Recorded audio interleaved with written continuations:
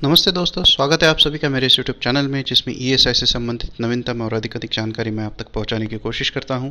आज के इस वीडियो में हम ईएसआईसी के लाभार्थी जो नौकरी में नहीं है, जो रिटायरमेंट हो चुके हैं या रोजगार चोट की वजह से आई हुई विकलांगता से जिनकी नौकरी छूट गई है, ऐसे बीमित व्यक्तियों को ईएसआईसी के तहत जो चिकित्सा हित लाभ मिल सकता है उसके बारे में हम चर्चा करेंगे। जुड़े रहिए मेरे साथ। ईएसआईसी के बारे में अधिक जानकारी पाते रहने के लिए मेरा व्हाट्सअप, फेसबुक और टेलीग्राम के डिटेल्स मैंने आप पे यहाँ पे शेयर किए हुए हैं। मेरे टेलीग्राम चैनल को सब्सक्राइब करेंगे तो आपको जो मैं वीडियो पोस्ट करता हूँ इसके लिंक इमीडिएटली आपके मोबाइल पे आ जाएगी। आज के इस वीडियो में हम देखेंगे कि ESIC medical treatment for those who have retired, जो लोग नौकरी से सेवानिवृत्त हो चुके हैं या जो अपंगत्व की वजह से या जो लोग रोजगार चोट की वजह से आई हुई विकलांगता की वजह से नौकरी छोड़ चुके हैं, उनको ईएसआईसी के तहत चिकित्सा हित लाभ कैसे मिलता है, उसके लिए पात्रता की शर्तें क्या है और ये हित लाभ कैसे पाया जाए, ये हित लाभ किस हद तक देय होता है और इसके लिए कितने पैसे आपको ईएसआईसी को भरने पड़ेंगे। क्योंकि आप अगर नौकरी में नहीं हैं तो आपका योगदान आपकी सैलरी से नहीं आएगा, ये तो आपको खुद को ही भरना पड़ेगा। तो इसका रेट ऑफ कंट्रीब्यूशन क्या होगा, इसके बारे में हम जानेंगे। जैसे हम जानते हैं कि नौकरी जब नहीं होती है और कुछ भी मेडिकल प्रॉब्लम अगर आती है तो उसमें खर्चा बहुत ज़्यादा आता है। सिंपल ओपीडी कंसल्टेशन के लिए भी जाएंगे डॉक्टर के पास तो काफ़ी पैसे लग जाते हैं, दवाइयों की कॉस्ट ज़्यादा होती है। तो ईएसआईसी की तरफ से ये हित लाभ है जिसमें मेडिकल कॉस्ट, चिकित्सा और दवा दारू का खर्चा जो है आपका ड्रास्टिकली कम हो जा सकता है। ये बहुत ही अच्छा हित लाभ है। आप अगर ज़रूरतमंद है तो इसका हित लाभ आप कभी भी ले सकते हैं। तो सबसे पहले हम देखेंगे कि जो रिटायर हो चुके हैं, सुपर एन्युएट हो चुके हैं, उन लोगों के लिए क्या हित लाभ है और एलिजिबिलिटी कंडीशंस क्या है। सुपर एन्युएशन रिटायरमेंट की वजह से अगर नौकरी खत्म हो गई है तो उसके आगे ईएसआईसी का हित लाभ उन व्यक्तियों को नहीं मिलता है। तो ऐसे लोगों के लिए ईएसआईसी ने ये स्कीम रखी है। इसमें जो बीमित व्यक्ति पिछले 5 साल या उससे ज्यादा वक्त तक ईएसआईसी को कंट्रीब्यूट कर चुके हैं और आज के दिन ईएसआईसी के किसी भी हित लाभ के लिए एलिजिबल है, वह व्यक्ति ईएसआईसी से चिकित्सा हित लाभ पाते रह सकते हैं। तो उसकी ये स्कीम क्या है उसको हम समझेंगे। इसके लिए ज़रूरी है कम से कम 5 साल आपने ईएसआईसी के अंतर्गत कंट्रीब्यूशन भरा हुआ होना आवश्यक है। पिछले 5 साल ज़रूरी नहीं है कि एक ही एम्प्लॉयर के पास हो, लेकिन जैसे भी हो कम से कम 5 साल की सर्विस इसमें आवश्यक है। दूसरा, इसमें जो चिकित्सा हित लाभ मिल सकता है वो बीमित व्यक्ति और उसकी पत्नी दोनों को ही मिलता है। इसमें फैमिली मेंबर्स, बेटे बेटियां या माँ बाप, उन लोगों को ये हित लाभ नहीं मिलता है। जो बीमित व्यक्ति है वह स्वयं और उसकी पत्नी, इन दोनों को ही ये मिल सकता है। अगर दोनों में से जो बीमित व्यक्ति है उसकी खुद की मृत्यु हो जाती है तो उसकी पत्नी जब तक जिंदा है तब तक ही इस हित लाभ को ले सकती है।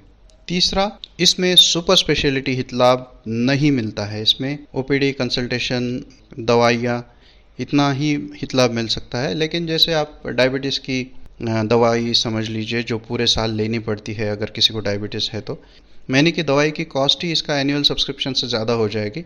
तो उसकी वजह से ये स्कीम काफ़ी बेनिफिशियल है जो बीमित व्यक्ति है उनके लिए। भले ही इसमें सुपर स्पेशलिटी के हित लाभ ना देय हो, फिर भी सिर्फ कंसल्टेशन और दवाइयाँ भी अगर ईएसआईसी के अंतर्गत आप लेते हैं इस स्कीम के तहत तो भी काफ़ी बचत हो सकती है। तो इसका प्रोसेस क्या होगा? प्रोसेस के लिए आपको जाना है शाखा कार्यालय। आपको शाखा कार्यालय एप्लीकेशन देगा। एप्लीकेशन में लिखा होता है कि मेरा नाम ये है, मेरा इंश्योरेंस नंबर ये है और मेरा इस तारीख को सुपर एन्युएशन होकर रिटायरमेंट हुआ है और मैं रूल 61 के तहत ईएसआईसी का चिकित्सा हित लाभ पाना चाहता। तो उस समय वो आपको एक फॉर्म देंगे और आपको कहेंगे कि ये फॉर्म भर के लाइए। यह कोई एम्प्लॉयर की ओर से भर के लाना होता है। इसमें एम्प्लॉयर लिख के देता है आपको कि यह व्यक्ति हमारे यहाँ एम्प्लॉयड था, उसकी रिटायरमेंट की डेट ये है और इसने पिछले 5 साल में इस तारीख से लेकर इस तारीख तक हमारे यहाँ से काम किया है। उसका कंट्रीब्यूशन हमने इतने दर से भरा हुआ है। कंट्रीब्यूशन की पूरी वो डिटेल्स भी सर्टिफाई करके देते हैं। और वो जब आप शाखा कार्यालय को अपना एप्लीकेशन और एम्प्लॉयर ने दिया हुआ सर्टिफिकेट जब जमा करते हो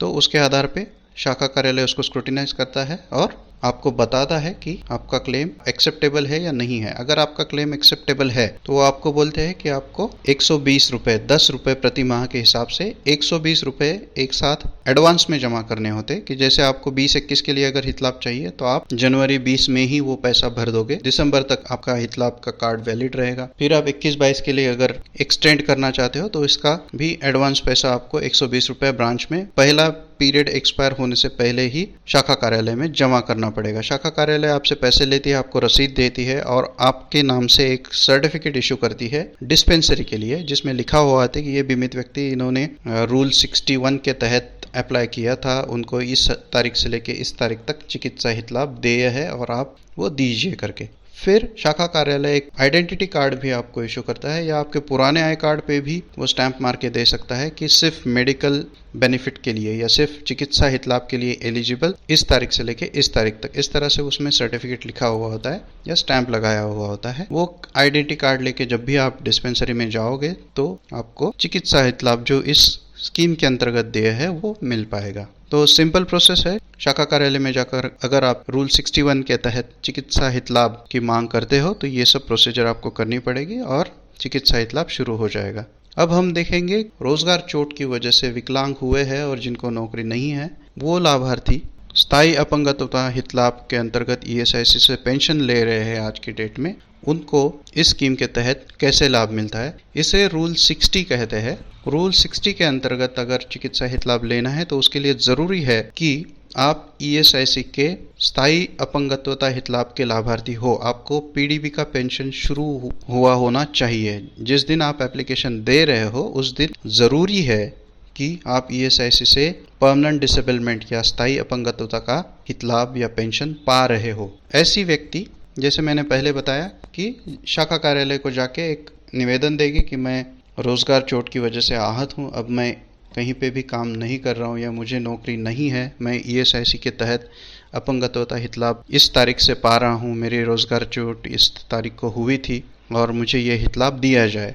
फिर उसमें भी शाखा कार्यालय आपको एक फॉर्म देता है, यह कोई एम्प्लॉयर की ओर से भर के लाना होता है। इसमें एम्प्लॉयर लिख के देता है आपको कि ये बीमित व्यक्ति इस तारीख से हमारे काम में इस पद पर कार्यरत था, उसको इस तारीख को रोजगार चोट हुई थी और रोजगार चोट की वजह से ये काम पे इस तारीख से नहीं आ पा रहा है। तो इस तरह का सर्टिफिकेट जब एम्प्लॉयर लिख के देता है तो वो सर्टिफिकेट और आपकी एक एप्लीकेशन आप शाखा कार्यालय में जमा करते हो। शाखा कार्यालय उसकी स्क्रूटिनी करता है और फिर आपको बताता है कि आप पात्र हो या नहीं हो।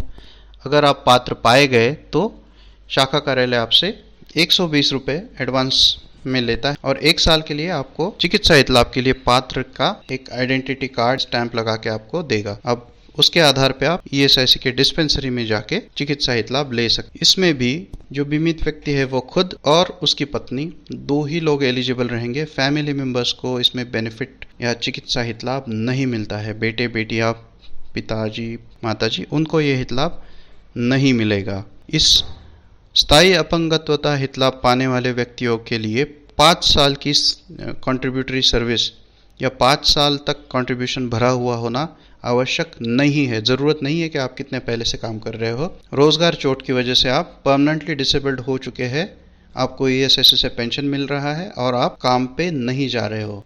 और अगर काम पे जा रहे हो तो भी इस स्कीम के तहत ले सकते हैं, लेकिन काम पे जा रहे हो तो उसमें इससे बेहतर इंक्लूडिंग सुपर स्पेशलिटी हित लाभ आपको मिल सकता है। तो इसकी वजह से जनरली तभी आप इस हित लाभ को लेना चाहेंगे जब आप काम पे नहीं जा पा रहे हो। अगर ईएसआई जहाँ पे लागू नहीं है, ऐसी फैक्ट्री में आप कहीं पे काम कर रहे हैं, तो भी आप ये हित लाभ ईएसआई से लेते रह सकते हैं। तो इस तरह जो परमानेंटली डिसेबल्ड है, स्थायी रूप से विकलांग हो चुके हैं, उन लोगों के लिए ये हित लाभ मिलता है। ये बहुत ही अच्छा हित लाभ है। मुझे यकीन है कि आपको ये वीडियो अच्छा लगा होगा। ईएसआईसी के बारे में अधिक जानते रहने के लिए जुड़े रहिए मेरे साथ। सब्सक्राइब कीजिए मेरे इस यूट्यूब चैनल को। आपके कोई भी डाउट है या इसके बारे में आप कोई फर्दर जानकारी पाना चाहते हैं तो कमेंट्स के द्वारा या व्हाट्सएप या टेलीग्राम के द्वारा आप मुझसे इंटरेक्ट कर सकते हैं और आप ईएसआईसी के हित लाभ अधिक अच्छी तरह से ले पाएँ। आप सभी का बहुत बहुत शुक्रिया।